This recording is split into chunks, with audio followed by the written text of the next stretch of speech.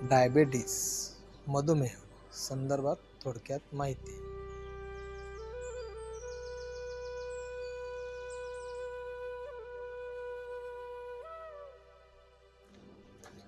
Sugar ही प्रत्येक व्यक्तीच्या शरीरात असते, पण शुगरचे प्रमाण कमी किंवा जास्त झाल्यानंतर आपल्याला अनेक शारीरिक व मानसिक प्रॉब्लेम सुरू होऊ शकतात. जसे की वारंवार लघवीला येणे, लघवीमध्ये जळजळ होणे, भूक व्यवस्थित न लागणे, पोट व्यवस्थित साफ न होणे, डोकं जड होणे आणि चक्कर मारणे, तसेच थकवा, नैराश्य, अशक्तपणा वाटणे, तसेच सेक्स जीवन व्यवस्थित नसणे, शारीरिक व मानसिक संतुलन बिघडणे, तसेच डोळ्यांची जळजळ व इतर त्रास जाणवणे, अंगाला सूज येणे, तसेच अंगाला खाज सुटणे, शरीरात वेगवेगळ्या भागामध्ये मुंग्या जाणवणे, पाठ, हात, पाय दुखणे, शरीरात विषद्रव्य टॉक्सिन कमी करणे. कमी जास्त होणाऱ्या शुगरमुळे रोगप्रतिकार क्षमता कमी होऊन इतर इन्फेक्शन होण्याची शक्यता सर्वात जास्त असते.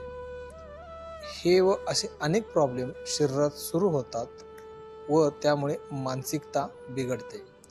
आज जे आपण खातो पितो त्यामधून ही आपल्याला अनावश्यक जीवनसत्व मिळत नसल्यामुळे वारंवार गोळ्या खाऊन भविष्यात अनेक प्रॉब्लेम उद्भवू शकतात.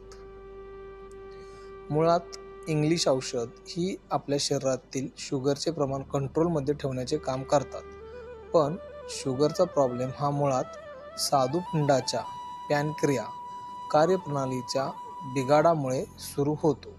हे सुरळीत करण्यासाठी बेडकीचा पाला ही वनस्पती अतिशय लाभदायक ठरली आहे. शिवाय कोणत्याही साईड इफेक्ट नाही. शुगरमुळे पेशंटची स्टॅमिनाची पॉवर कमी झालेली असते आणि आलेली कमजोरी ही वनस्पतीची पावडर सेवन केल्यास नाहीशी होते आणि त्या व्यक्तीला एक वेगळ्याच प्रकारची एनर्जी बॉडीमध्ये जनरेट केली जाते आणि शुगरचा त्रास होणारा नाहीसा केला जातो. त्या पद्धतीने आपण त्याचे कार्य पाहू. बेडकीचा पाला गुडमार ही वनस्पती सर्वप्रथम शरीरातील न्यूट्रिशनची कमतरता भरून काढण्यास मदत करते. आपले शरीर सेल्सने बनलेले आहे. Delta cells, theta cells, alpha cells या सेलचा काउंट मॅनेजर करण्यास बेडकीचा पाला ही वनस्पती लाभदायक आहे. पॅनक्रियामधील बिघाड दुरुस्त करून नैसर्गिकरित्या कार्यरत करण्यास मदत करते.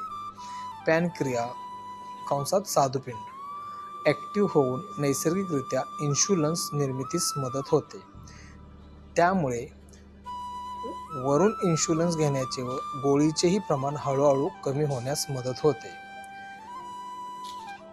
मित्रांनो, जर तुम्हाला हा व्हिडिओ आवडला असेल तर तुम्ही याला नक्की लाईक करा, सबस्क्राईब करा आणि तुमच्या मित्रांना हा व्हिडिओ शेअर करायला विसरू नका.